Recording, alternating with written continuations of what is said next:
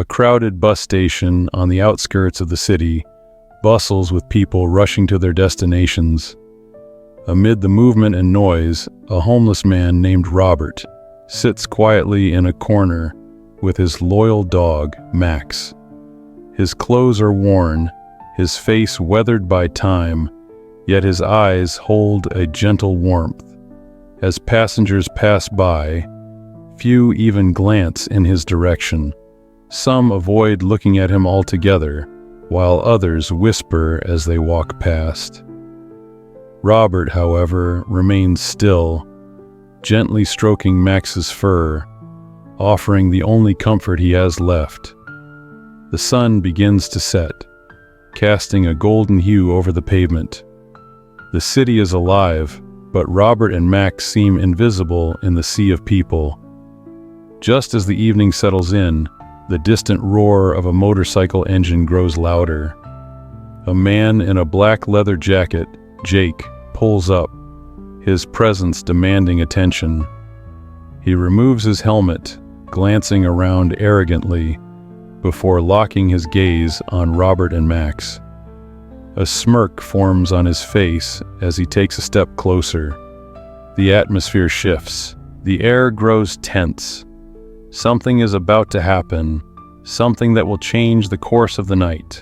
Jake steps closer, his heavy boots thudding against the pavement with deliberate force. The smirk on his face widens as he looks down at Robert and Max. Well, what do we have here?" Jake sneers, crossing his arms. A man with nothing clinging to a mutt for company. Pathetic. Robert doesn't respond. He simply continues stroking Max's fur, his eyes calm but watchful. The dog, sensing the shift in energy, lets out a low growl. Jake chuckles, unfazed. "Oh, tough guy, huh? Maybe I should teach both of you a little lesson." He suddenly kicks over an empty can near Robert's feet, the loud clatter making nearby passers-by glance in their direction before quickly looking away. No one wants to get involved. No one ever does. Max tenses, his growl deepening. Jake notices and laughs. "What? You think this little thing is going to protect you?" He leans forward, making a move as if to grab Max by the collar. Robert reacts instinctively, shifting slightly to shield his dog, his grip tightening. For the first time, his voice, though soft, carries a firm edge. "Leave us alone." Jake's smirk fades. He doesn't like being challenged, especially not by someone he sees as weak. His hand tightens into a fist. "Oh, you think you can tell me what to do, old man?" Tension coils in the air, thick and suffocating. A few people nearby slow their steps, sensing that something is about to happen, but no one speaks, no one interferes. Then, a voice cuts through the tension like a blade. That's enough. It's not loud, yet it commands attention. A deep, steady voice, firm but calm. Jake turns, eyes narrowing as he spots the man who spoke. Stepping forward from the crowd is Daniel Carter, his presence instantly shifting the energy of the moment. Dressed in a simple but sharp dark coat, his posture relaxed yet authoritative. Daniel's eyes lock onto Jake's with an unwavering gaze. Jake scoffs. "And who the hell are you?" Daniel doesn't answer immediately. Instead, he glances at Robert and Max, then back at Jake. His expression remains unreadable, but his voice is clear. "Walk away." Jake chuckles, though there's a flicker of uncertainty in his eyes now. He wasn't expecting interference. "You serious? You want to play hero or something?" Daniel tilts his head slightly, his tone unfazed. "I'm saying you should leave while you still can." The weight behind his words is subtle, yet undeniable. The people watching begin to sense the shift.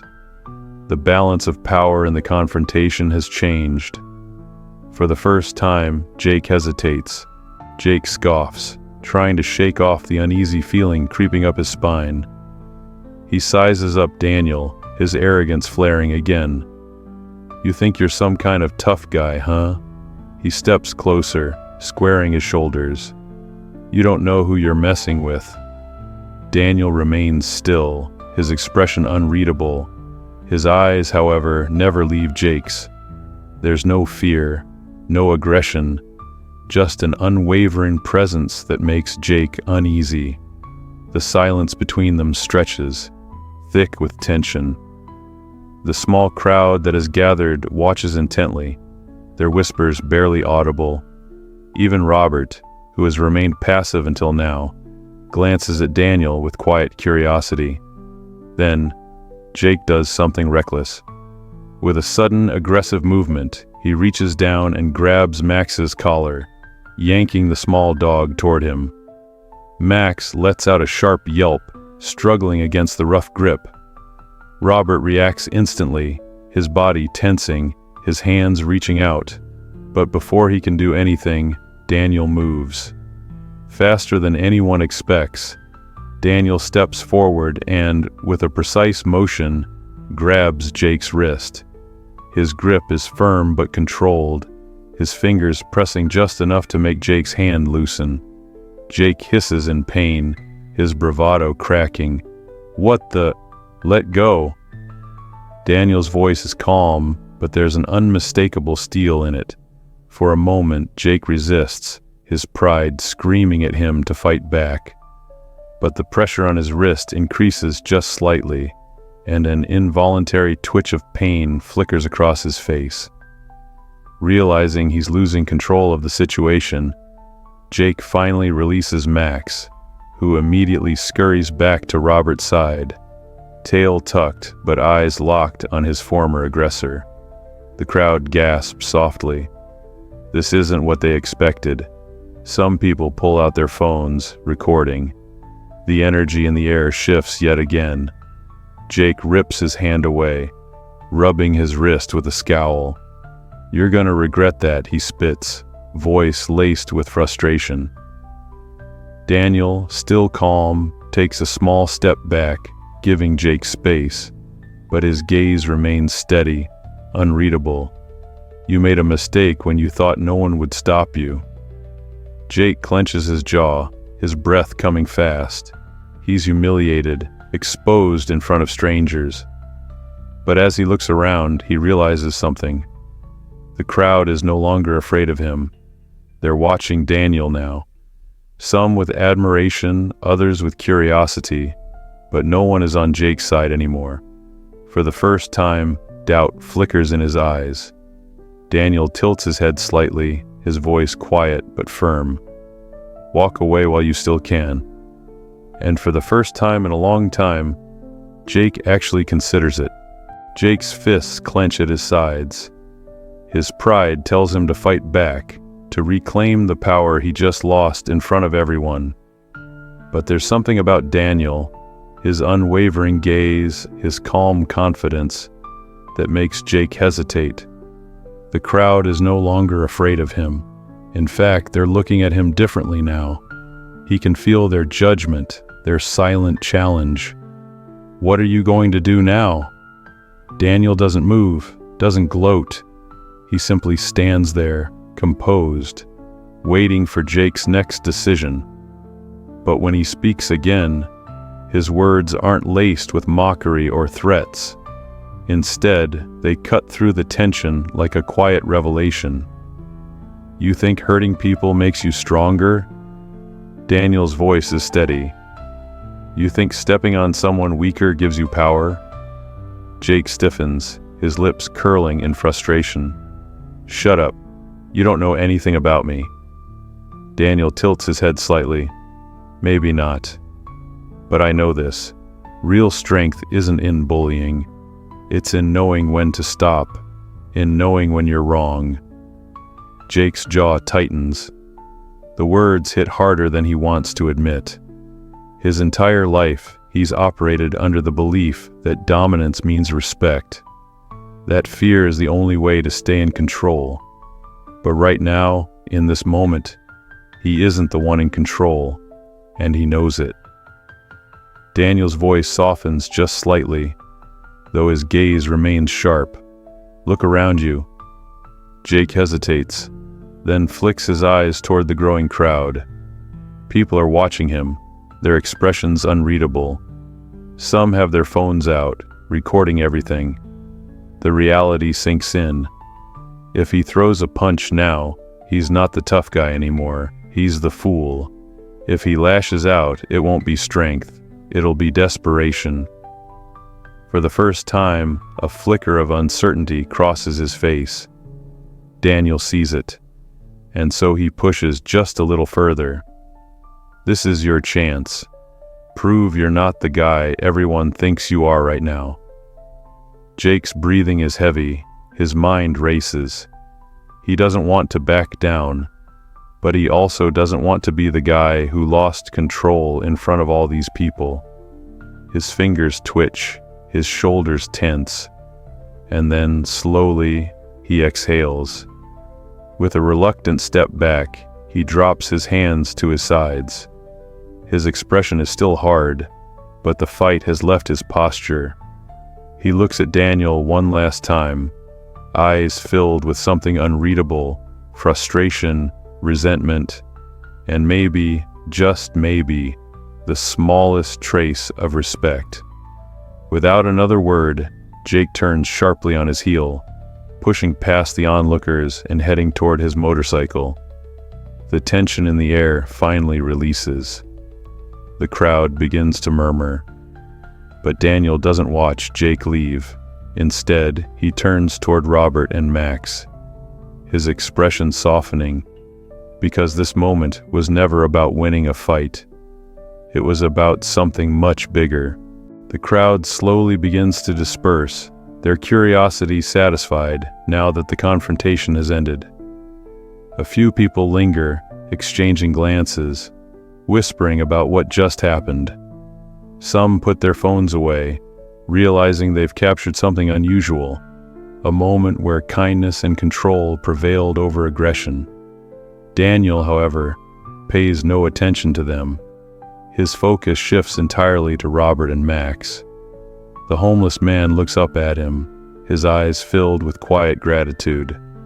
He's seen many conflicts in his life, but few have ended like this. He gives Max a reassuring pat, and the dog, sensing the tension has passed, wags his tail cautiously. "You all right?" Daniel asks, his voice softer now. Robert nods. "Been through worse." He chuckles dryly, then looks at Daniel with genuine curiosity. "Not every day someone steps in like that." Daniel shrugs. "Not every day someone needs it." Robert studies him for a moment, then lets out a breath. "Most people don't even see me. You did." Daniel doesn't respond immediately. Instead, he glances at the small bag next to Robert, the few belongings he has, a tattered blanket, an old backpack, and a cup with only a few coins. After a brief pause, Daniel reaches into his pocket and pulls out his wallet. He takes out a few bills and extends them toward Robert. The older man hesitates. Just take it," Daniel says simply. "Get yourself something to eat." Robert looks at the money, then at Daniel. There's no pity in his expression, no condescension, just quiet understanding. Slowly, he reaches out and takes it. "Thank you." Daniel nods. He glances at Max, then kneels down, gently scratching the dog behind the ears. "He's a good one," he says, with a small smile. "Loyal." Robert chuckles. "More loyal than most people." Daniel looks back at him. "Where are you staying tonight?" Robert hesitates again, then gestures vaguely. "Wherever I can." Daniel considers this for a moment, then pulls out his phone. "There's a shelter not far from here. I know the guy who runs it. They'll take you in if I call ahead." Robert blinks, surprised. He's used to small acts of kindness, someone tossing him $1, giving him leftover food. But this? Someone actually trying to help him get off the streets, even just for a night? That's rare. "You'd do that?" Daniel meets his gaze. "Yeah, I would. A long pause. Then, finally, Robert nods. Daniel steps aside and dials the number. As he speaks with the shelter, arranging a place for Robert and Max, the old man watches him, this stranger who stepped in when no one else did. And for the first time in a long time, Robert feels something unexpected. As Daniel finishes his call, he slips his phone back into his pocket and turns to Robert. They've got a spot for you. Warm meals, a bed, and they're okay with Max staying too.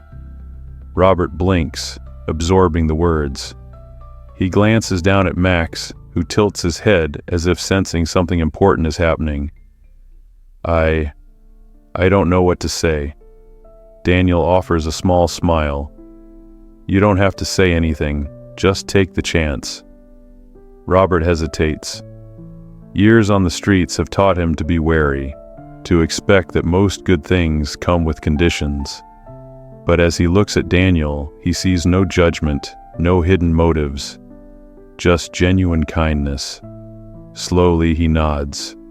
All right, let's go. Daniel helps Robert to his feet.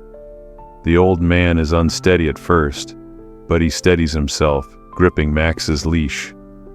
For the first time in a long while, he's walking towards something rather than away from it. As they start down the sidewalk, a few people from the crowd still linger, watching. Some of them look thoughtful. Others almost ashamed that they hadn't stepped in earlier.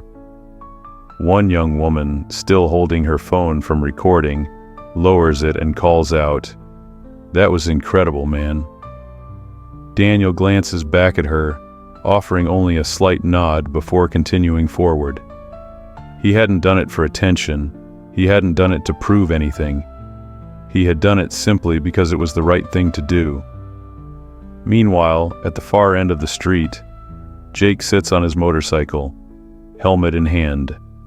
He watches as Daniel and Robert walk away. His jaws tight, his mind racing. The encounter had shaken something inside him, though he wasn't sure what. For the first time, Jake isn't thinking about winning or looking tough. He's thinking about the words Daniel said to him. Real strength isn't in bullying, it's in knowing when to stop. He exhales sharply, shoving his helmet on before revving the engine. But as he speeds off into the night, the words linger. Something has changed. And whether he realizes it or not, the night's events have planted a seed. Daniel and Robert walk side by side down the quiet street, with Max trotting beside them. The city lights flicker as the evening deepens, but for the first time in a long while, Robert doesn't feel lost in the shadows. As they near the shelter, Robert finally breaks the silence. You didn't have to do all this. Daniel glances at him. Maybe, but someone had to. Robert exhales, shaking his head slightly. Most people just walk past, act like I don't exist. Daniel stops walking, turning to face him. They see you. They just don't want to admit it. He pauses, then adds, people like Jake. They act strong, but deep down, they're the ones afraid. Robert considers that, looking down at Max, who wags his tail, unaware of the weight of the moment. Think he'll change? Daniel sighs. Maybe, maybe not. But tonight he had to stop and think, and that's a start. They reach the entrance of the shelter, a modest building with warm light spilling from inside. The door opens and a staff member steps out, greeting them with a smile. Robert, right? We've got a place for you. Robert looks back at Daniel one last time. I don't know how to thank you. Daniel simply smiles. Just take care of Max and yourself. Robert nods, his throat tight with emotion. He steps inside, Max following closely, his tail wagging happily. As the door closes behind them, Daniel stands for a moment, watching. Then, with a small breath, he turns and walks away into the city night, disappearing into the crowd once more. Back in the distance, Jake rides through the empty streets. his mind unusually quiet. The weight of the night lingers in his chest. He doesn't know what to do with it yet, but something inside him is different. Sometimes kindness isn't loud. It doesn't need to be. A single moment, a single choice, can shift the course of a person's life. And in a world that often turns away, it only takes one person willing to see. This powerful story shows us that kindness and courage can make a big difference. What do you think of Daniel's actions? Have you ever witnessed or experienced a similar moment? Share your thoughts in the comments below. And don't forget to subscribe to our channel so you don't miss out on more inspiring stories. Tomorrow we'll bring you an even deeper story, one about forgiveness and true strength. Get ready.